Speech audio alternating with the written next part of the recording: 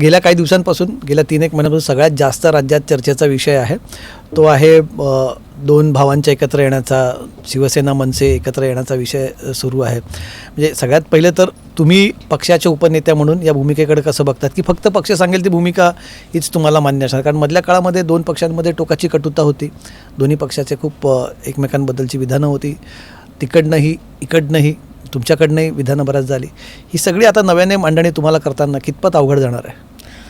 बघा, बदल हा सृष्टीचा नियम आहे, त्यामुळे बदल स्वीकारला गेला पाहिजे, रिजिड असता कामा नये. आपल्याकडे ती फ्लेक्झिबिलिटी असली पाहिजे.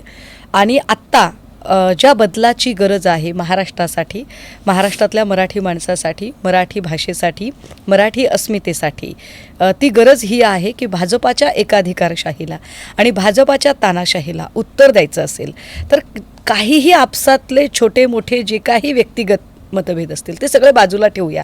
आत्ता ही वेळ लढण्याची आहे. जे स्वतः सन्मान्य मनसे प्रमुखांनी सुद्धा सांगितलं की ही वेळ ही आत्ता काहीही बोलण्याची नाही, कारण आता या कुठल्याही गोष्टींपेक्षा महाराष्ट्र आणि महाराष्ट्राचं हित जास्त मोठं आहे. सो त्याच्यावरती फोकस जास्त गरजेचा आहे. आणि त्या अनुषंगाने जर सगळे एकत्रित येत असतील तर काय हरकत आहे? उलट तुम्ही तर आनंद व्यक्त केला पाहिजे की काहीही असो, लोकांनी जोडण्याची भाषा केली पाहिजे. तर जर जुळत असेल, जर सूर जुळता आहेत, मिले सूर मेरा तुम्हारा और बने सूर हमारा, अगर वो हमारा सूर बन रहा है तो इसमें इतना हैरत होने की क्या बात है? हैरत आम्हाला कसं येत ना, आम्हाला त्याचा, आम्ही माध्यम आहोत, आम्हाला त्याचा आनंदही वाटण्याचा प्रसंग नाही, वाईटही वाटण्याची आम्हाला गरज नाही. तुम्हाला मी